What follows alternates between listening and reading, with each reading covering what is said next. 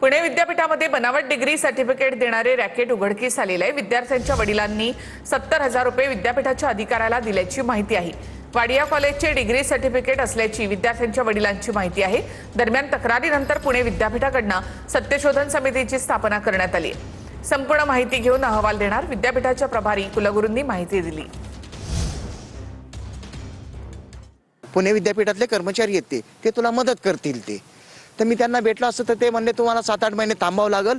पुढच्या वर्षी मी तुम्हाला 3 वर्षाचं first year, second year, third year 3 वर्षाची मार्कशीट आणि डिग्री सर्टिफिकेट हे तिन्ही पण देतो।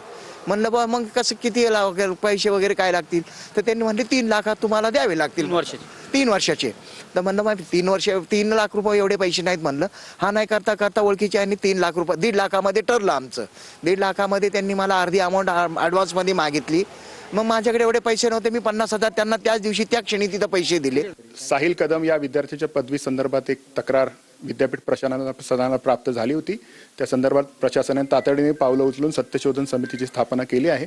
त्या समितीचा अहवाल आल्यानंतर कठोरात कठोर कायदेशीर कार्यवाही केली जाईल। त्यासाठीच सत्यशोधन समितीची स्थापना केली आहे। ती समिती संपूर्ण सत्य पडताळून घेईल आणि त्यानंतर अहवाल माननीय कुलगुरूंना दिल्यानंतर कार्यवाही करण्यात येईल। लवकरात लवकर आपण करायला सांगितलंय।